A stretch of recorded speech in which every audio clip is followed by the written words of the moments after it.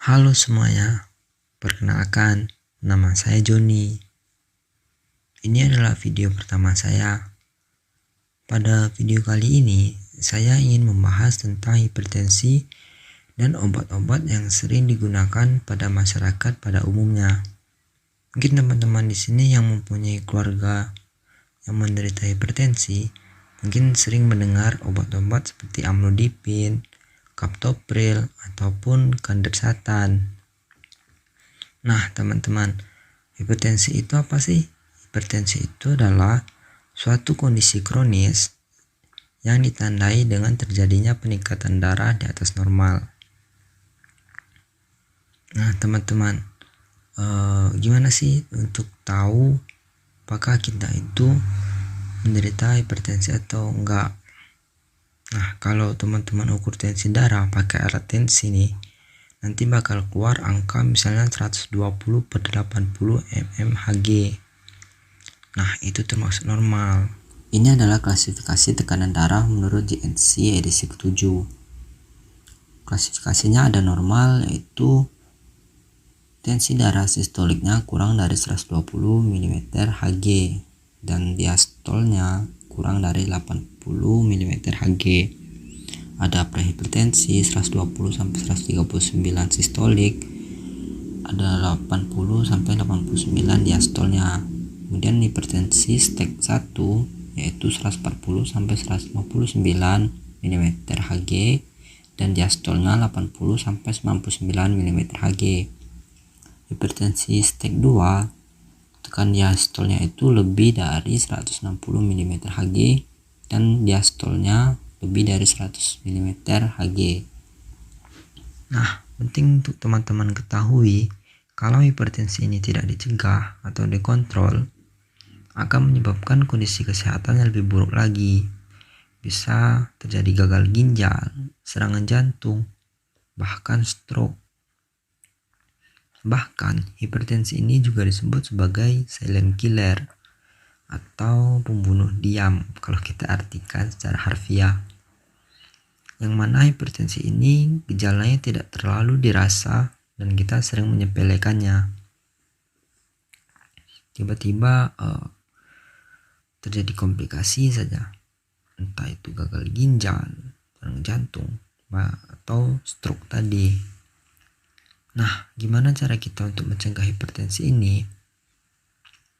Pertama, teman-teman itu harus cek tekanan darah secara berkala, terutama untuk memiliki resiko tinggi untuk terkena hipertensi, seperti yang mempunyai keturunan hipertensi ataupun obesitas.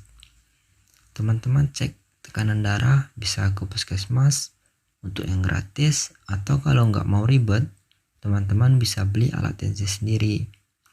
Sekarang banyak kok yang jual alat tensi digital, dan itu tidak perlu tenaga profesional yang membantu teman-teman untuk tensi darah. Selanjutnya itu jaga pola makan. Teman-teman dapat mengkonsumsi makanan yang rendah lemak dan kolesterol. Contoh makan yang tinggi lemak dan kolesterol itu seperti apa sih? Itu seperti gorengan, kerupuk, mie ayam, makanan yang mengandung santan, dan yang lainnya. Oh iya, teman-teman jangan lupa juga harus minum air putih yang cukup. Selanjutnya, jaga asupan garam. Kenapa garam harus dijaga?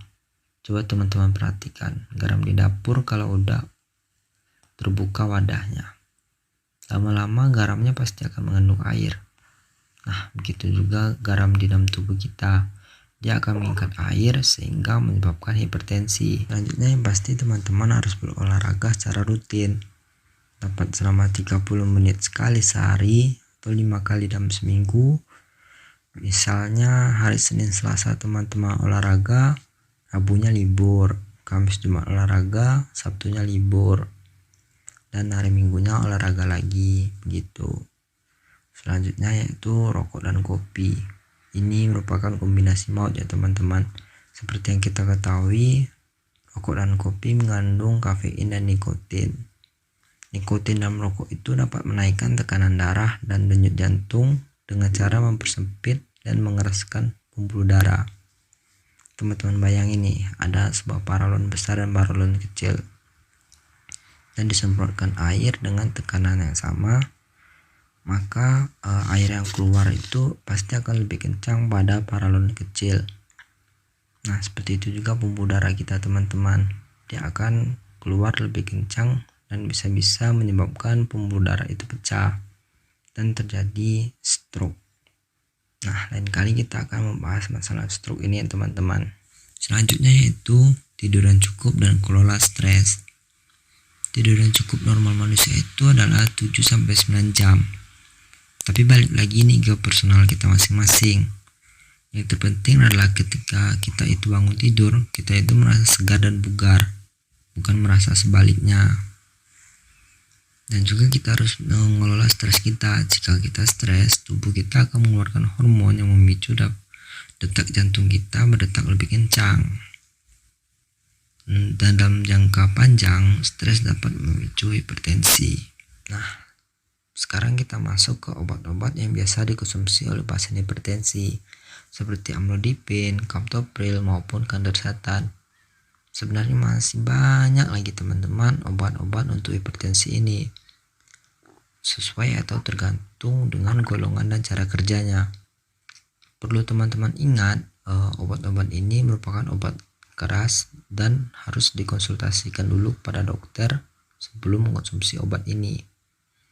Nah, sekedar info teman-teman, kalau di puskesmas itu biasanya pasien hipertensi ini akan diberikan obat untuk 30 hari. Kenapa untuk 30 hari?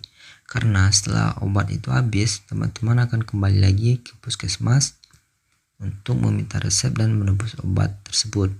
Nah, di saat itulah dokter dapat mengontrol terapi yang pasien ini jalankan, apakah terapinya itu berjalan efektif atau tidak. Seperti itu teman-teman. Pertama, kita mulai dari captopril. Captopril ini digunakan untuk hipertensi ringan sampai sedang. Captopril ini tidak boleh dikonsumsi oleh ibu hamil. Nah, biasanya ada namanya hipertensi pada ibu hamil. Nah, kita akan bahas hipertensi pada ibu hamil ini di video selanjutnya. Terus kapan waktu yang tepat untuk mengonsumsi captopril ini? Untuk captopril 12,5 mg bisa dikonsumsi 2 kali sehari pada pagi dan malam hari. Nah, cara konsumsi obat yang tepat itu teman-teman, jika disebutkan pagi dan malam hari, bisa dikonsumsi jam 7 pagi dan selanjutnya dikonsumsinya jam 7 malam atau setiap 12 jam. Nah, untuk captopril yang 25 mili biasanya dikonsumsi 1 kali sehari pada pagi hari. Kapan waktu yang tepat untuk mengonsumsi captopril ini? Captopril ini diminum 30 menit sebelum makan, karena makanan itu dapat mengganggu penyerapan captopril ini. Jika teman-teman meminum captopril ini sesudah makan, nanti ditakutkan pengobatannya tidak berjalan efektif gitu.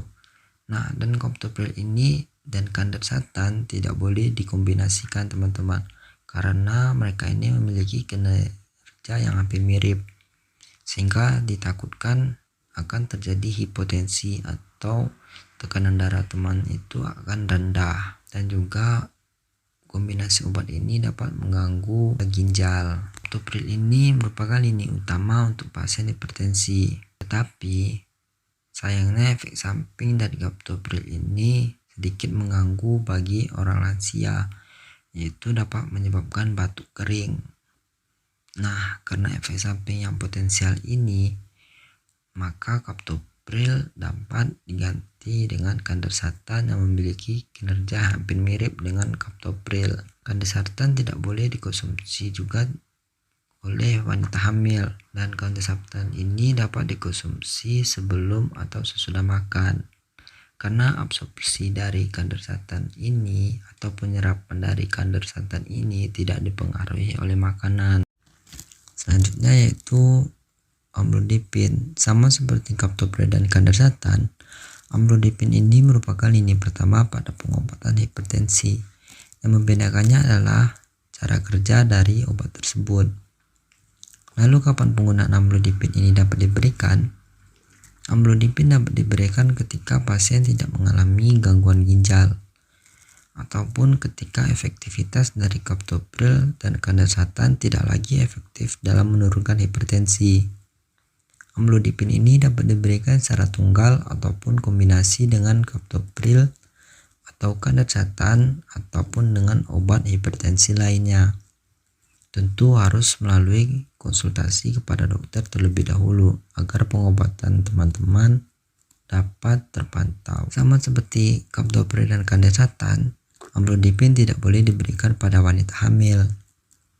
Amlodipin ini diminum 1 kali sehari pada pagi hari atau mengikuti anjuran dokter.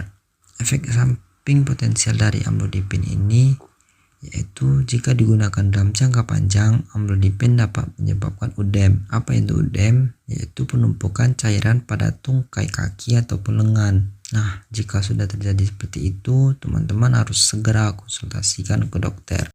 Dan perlu teman-teman ketahui kalau hipertensi ini tidak dapat sembuh atau kecil sekali kemungkinannya untuk sembuh. Hipertensi ini hanya dapat dikontrol agar tensi teman-teman itu dapat normal kembali.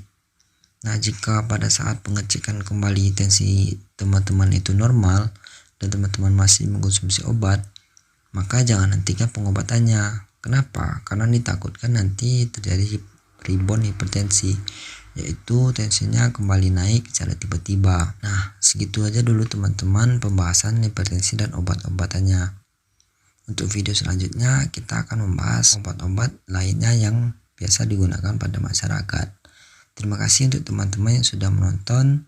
Jangan lupa like, subscribe, dan share pada teman-teman kalian. Terima kasih semuanya.